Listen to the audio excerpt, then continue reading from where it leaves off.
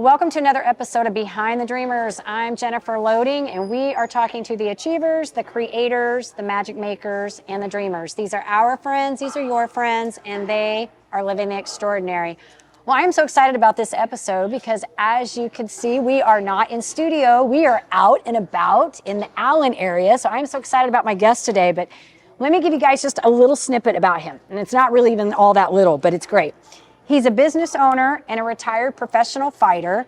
He started boxing at the late age of 20 and quickly became an amateur champion. He was a 5-time Dallas Golden Gloves champion and a 3-time Texas State amateur champion.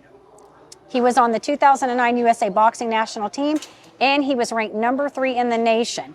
He competed in the 2012 Olympic trials before turning professional. As a professional fighter, he won the Texas Super Middleweight title. He was ranked in the top 15 professional boxers in the United States. And then life took a turn for him. So we're going to hear from him in just a few minutes. But before we do that, I do want to give a quick shout out to our sponsors. So today's episode is brought to you by Walt Mills Photography. If you are a creator needing post-production, consultation, or promotion, Walt is your guy. Whether short films, YouTube films, photography work, or a new headshot, Walt can help you find a solution to match your needs. To learn more about him and his work, you want to go to photosbywalt.com. All right, you ready for this? I'm ready. All right, this is going to be exciting. So, super excited here. Tony Mack, he is the owner of TMack Elite Training, a boxing gym designed for both the professional athlete and your next door neighbor. Tony teaches the true principles of boxing while helping people to get in shape. TMack Elite Training focuses on bringing the best out of every person. He's trained multiple professional basketball players, college and NFL football players. He coaches multiple amateur champions, professional boxers, and MMA UFC fighters, which I'm excited to hear about this part. He says that TMack fighters, athletes, and non-athletes alike enjoy the positive energy, commitment, and encouragement that guides the TMack Elite Training team. So, Tony, we are so excited to be here. So thank you for having us here, and thank you for being on our show. Thank you. More than welcome. Thank you. I'm happy. I'm excited. This is going to be fun. And it's so different because we're not like in studio, we're out. And so I always say these are so much more fun because you kind of get the raw, like me dropping the paper on the floor, you know? Authenticity. Exactly. Got to be authentic. Exactly. And of course, we're in the gym and we've got people working out around us, which might hear some weight slam every now and then. Might catch you off guard. So, hey, it's going to be good. Exactly. All right. So I want to open this up really quick. I want to start off, first of all, talking about the boxing. Like, what led you to that? Because obviously that has influenced what you're doing now. So did you come out of the womb thinking you were going to be doing this? Or was this kind of something that happened that led you to it? Boxing found me. Found you. Interesting. Yeah, never in my life thought I would box. I graduated high school. Went to Collin County Community College. Was there for a year trying to figure out what I'm gonna do with my life. I was working jobs, and so I was at my, college apartment at Century Court Apartments. I picked up trash for a living to keep my free rent. Yeah. Picked up trash. I was a porter where I had to keep the apartments furnished, and so I was doing that. And I was working at the fitness facility, and so in order for me to keep my free rent, I gotta help people move in. And so one guy was an in-shape guy, and he came in, and the apartments asked me to help him move in. And then I was helping him move his stuff in. He was in shape. He had a cutout shirt. Like, yo, what do you do? He's like, well, I box. I was like, all right, cool. So I thought nothing of it. So along the way, him and I, we built a relationship, started hanging out, started working out. And then he told me, he's like, yo, if you want to get a real workout one day, come to the gym with me. And then I went to a gym. It was PFC in Richardson, in a garage, a hardcore gym. And when I went in, I was just immediately like shocked. And like, oh, this is a real boxing gym. Never even thought about boxing in my life. Wow. But then I ended up working out with Brandon. He's the guy that introduced me to boxing. Ended up working out with him, and then I was doing the workouts he asked me to do. And then I was completing them, and then the coach came to me, like, hey man, if you keep this up, you could be a boxer one day. I was like, really? You think I can be? And then just that little seed he put into me led into that. I just kept going back to the gym.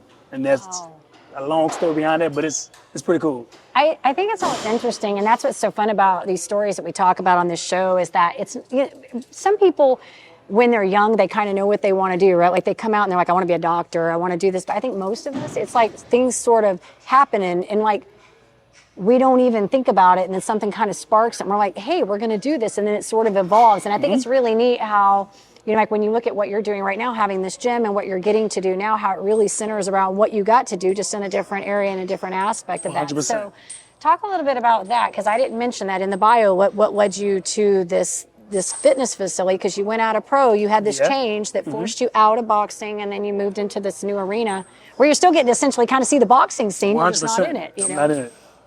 So during my career, I was always personal training, because boxing is a poor man's sport. If you're not all the way at the top, if you're in the professional ranks, you don't get paid when you first start. Okay. Until you work your way up the ranks. Yeah. So I was doing like personal training, teaching how to box during my career. And so my goal was to eventually own a gym or eventually be a boxing trainer, because I didn't want to work a 9 to 5. So I always wanted to be a boxing trainer, but I didn't think it was going to come so early. So during my career, I was climbing up the ranks, and then out of nowhere I had detached retina. And that's what stopped me from becoming the champion I wanted to become, because I was willing to dedicate it all to become a world champion. Yeah. And so God, he said he had another plan for me, basically. And so detached retina is what stopped me from becoming the champion I wanted to do. And then during that moment of recovering from detached retina, do you know the recovery of detached retina? No, I don't know anything about it. Yeah. So you gotta have surgery. Wow. And they gotta go in your eye and put a gas bubble in your eye, or an oil bubble, or wrap a band around it. Wow. You have to look down for 2 weeks. You can't look up for 2 weeks. So I had to sleep in a massage bed. I had to look down, walk around for 2 weeks, and I had 5 of those eye surgeries. So every time I try to get better,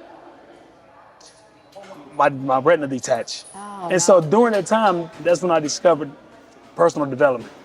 I discovered Les Brown. I discovered Earl Nightingale. I discovered Jim Rohn, and they were speaking some amazing things. Yeah. And then it just inspired me to keep going. Yeah.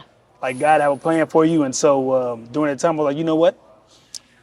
I think I can own a gym. So I was on my way to a fight, and I was on my way to a Canelo Alvarez fight, and I spoke with my manager and my business partner, Nathan, and I was like, Nate, I really think I could own a gym, because I was working for somebody else teaching personal training. I was like, if this guy could do it, I can own a gym. And so he was like, if you're serious, go get an LLC and we'll look for a location. And then I had no idea what an LLC was or anything like that. And so I just did the research, went to go get my LLC, and but started looking for a location. That's how I found this place. That's awesome. And it's the hidden gym. It's the hidden gym. At the time, it was the Den. It was a rugby facility. Oh, really? And it was nothing here. It was empty. Yeah. It was just for rugby players. Guys from Australia moved here. They started to try to start a rugby facility, but the business wasn't doing good. And so someone asked me to be like, hey, Tony, besides you going to get your own location, why don't you ask to go move in to another gym and start fresh? Yeah. And ask them to help build up their, build your business in someone else's business to, till you get started. Yeah. And then they end up working, and I started with like 1 or 2 bags. Gotcha. Started with like 1 member. 1 member, yeah. And I just kept staying consistent, and then eventually the Den sold it to Greg, McCoy, which ended up being my business partner, and we ended up building this together. I like it. Yeah. And so that's how it started. That's how the fitness journey started. That's awesome. Well, and you talked about, I want to back up just a little bit, because you Sorry, talked, no, this is good. No, we need all this, but I want to back up. Talking sometimes, I stop. No, it's good, because they need to hear all this. But I want to back up to when you were talking about finding the personal development, because I think it's always interesting how, when I talk to people like that didn't grow up maybe with personal development, I didn't have it in my house. I didn't know what it was, right? And I think like there's a moment, like a defining moment when everybody I talked to, like I had a guy on my show that I launched like last January.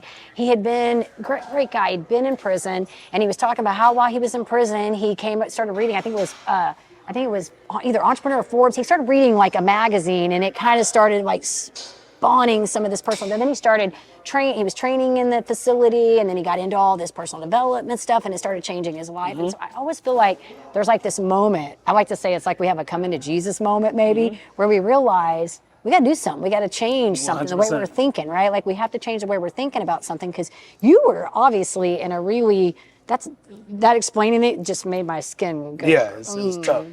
100%. cringe just thinking about having to go through that process. But to get through that, you had to develop some, I'm sure during boxing you developed some impeccable skill, mindset, 100%, right? 100%. But to get through that, you had to really have some mindset for that, you know? And that's what got me through business, because the lessons that boxing taught me Right.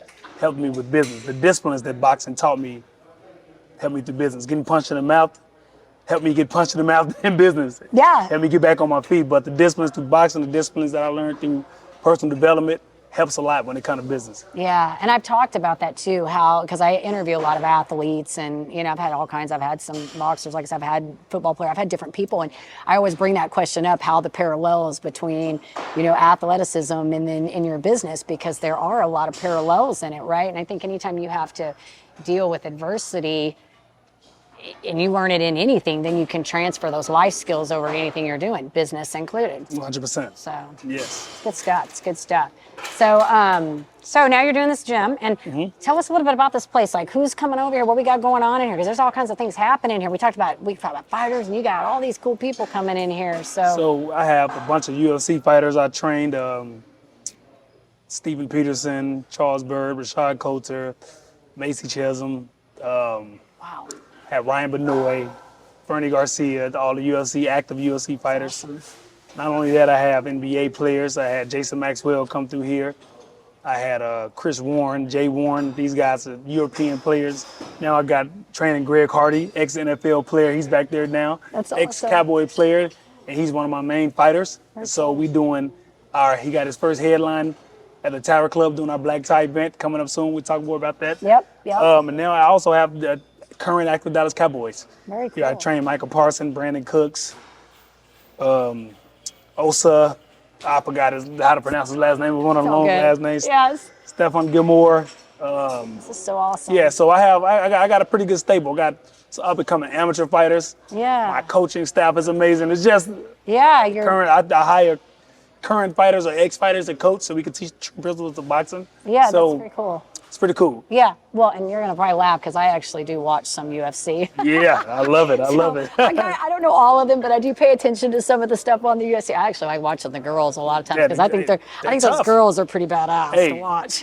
I like training a lot of women because they're more graceful on the mitts. Yes. Because guys, they want to show how tough they are. Right, Women, right. they're more graceful, more skilled.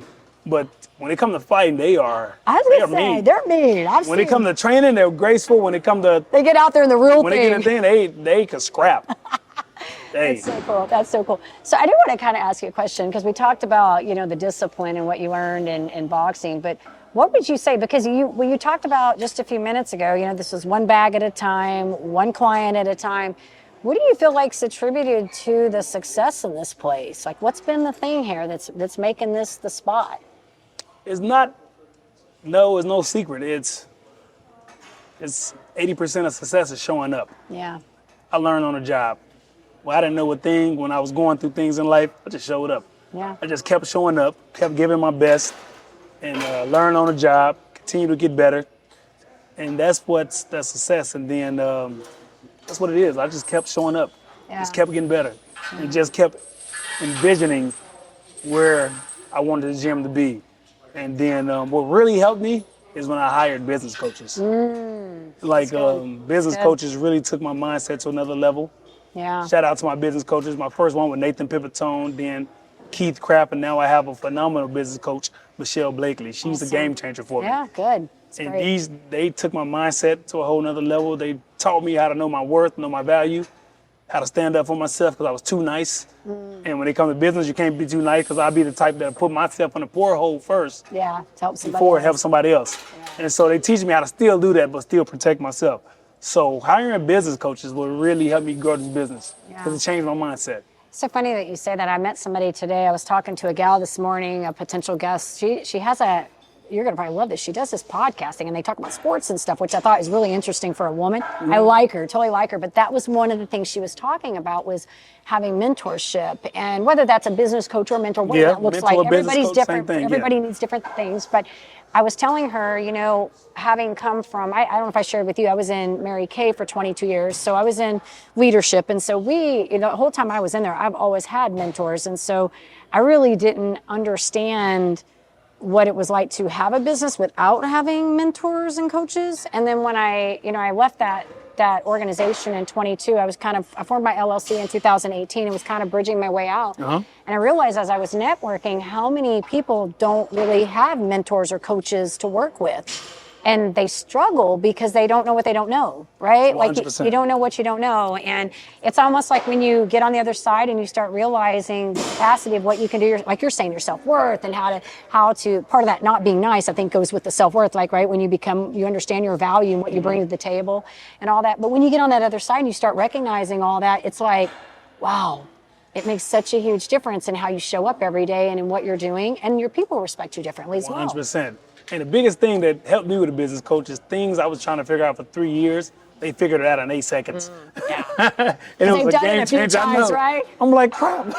You're like, that's the biggest thing is like, I've been trying to do, you try to do things on your own. It's only so much you can do on your own. When you reach out and you ask for help and then you invest in yourself, pay the price because they're not cheap. No. But you'll get your return if you do the work. Yeah. And if you do the work and you stay consistent doing the work, great things happen. Yeah. Well, I think two things I would say from that is that the willingness that you took to invest in yourself, to saying, hey, I'm worth it to do this. But also, I think the thing that keeps sticking with me is you're showing up, talking about the showing up, right?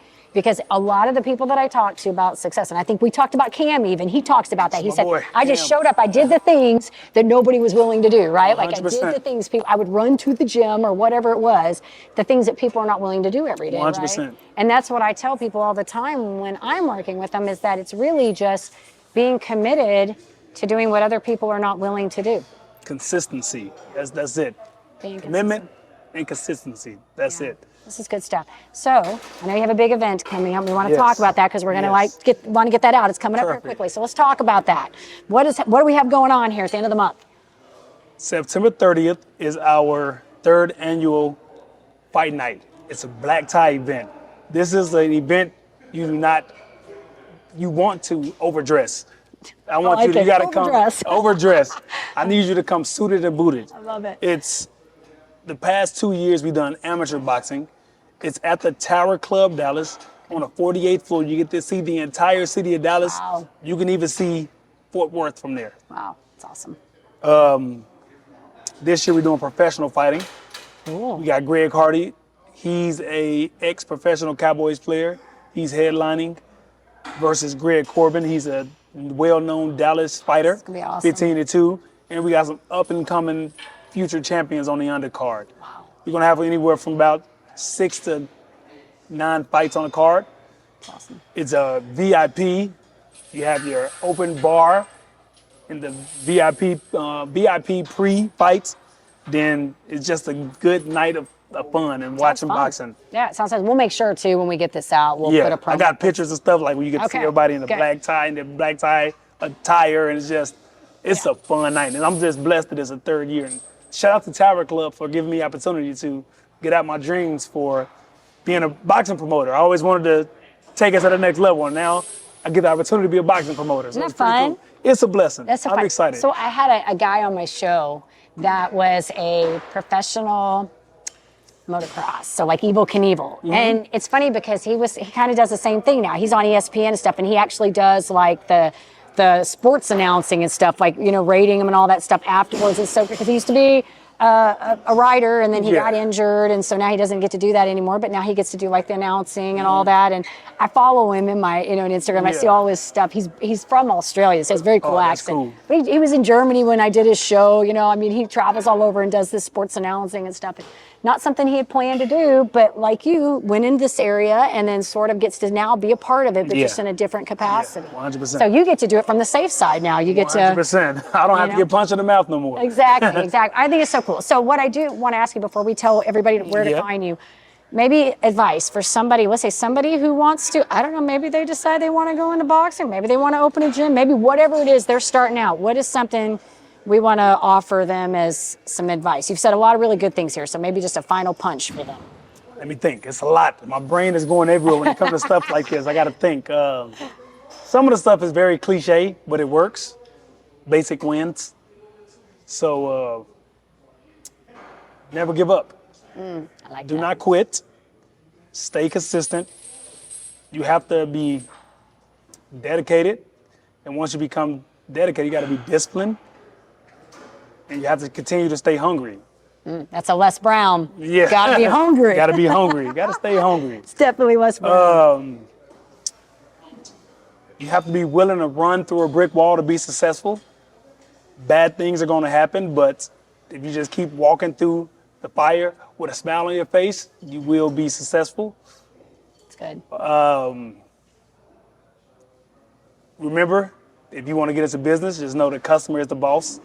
Yeah, that's true. You might be the business owner, you might own it, but the customers, they pay for everything. The customers keep your lights on, so they could be down and dirty. They could be the nicest people ever. Right. But you still got to respect them because they're the ones that keep the lights on. I love it. So just remember that. Remember that. Be professional at all times, and enjoy what you do. You would not have fun. You would not be successful, and you would not stick through the bad times if you do not enjoy what you do. So you have to stay consistent, keep a smile on your face, and have fun. If you're not having fun, it's pointless. I agree because with you you won't on make that it. one. I agree with you on that one. You'll quit quick. I agree. I agree with you. Quick. That makes sense. Yeah. No, it's good. You will quit. I agree. You gotta have fun. Okay, I want to do some fun questions. Yes. I just thought I need to do this since you've been an athlete because I think this is gonna be fun. I got you. Okay, so I want to know where is like the coolest place you've traveled, like the most fun place that you've traveled to. Beijing, China. Ooh, very cool. Was it China. for fighting? It was for a UFC fight. Okay, fun. I worked one of my UFC fighters' corner, Rashad Coulter. Okay. And the coolest thing about Beijing, I went to go see the Great Wall of China. Yeah. That was dope.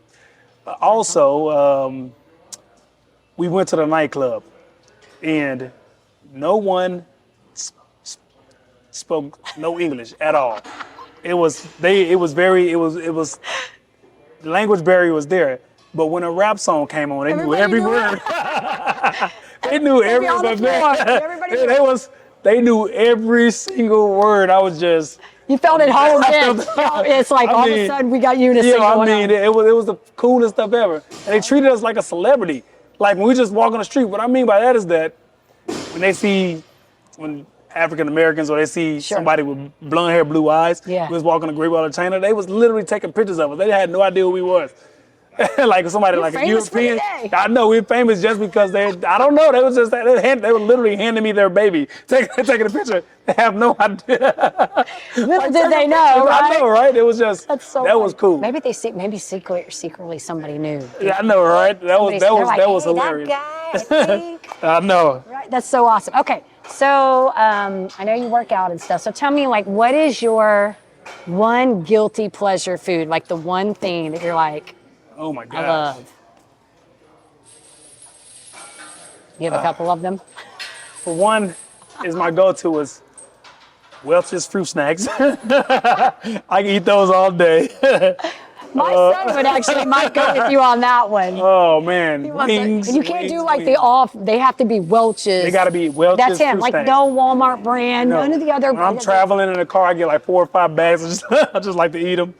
Wings. That's good. Oh my God, wings. I love wings. These are not too terribly bad unless you get like, with the fries. Yeah, there you go. You start adding I'm with you. Oh my gosh, the what is that? Cold Stone ice cream. Oh, you just go hard. Just go hard. I could do that with the Andes custard. Oh my gosh, but Welch's is my. Okay, I love it. I will eat those till my tooth hurt. Okay. It's my teeth hurt, so. I guess they're not terrible. They're not the worst thing. It's not the worst, but when you have 3 or 4 bags, it's pretty bad. All right, one last question I want to ask you.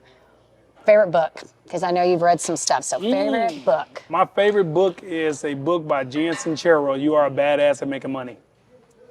I have that book. That's one of my favorite books too. It's green. My favorite book, the cover is green. That's a game changer. I actually have the book at home.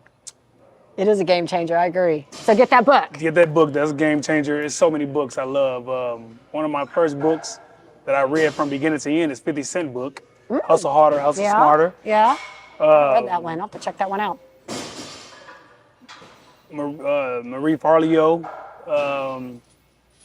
Everything is Figure-outable.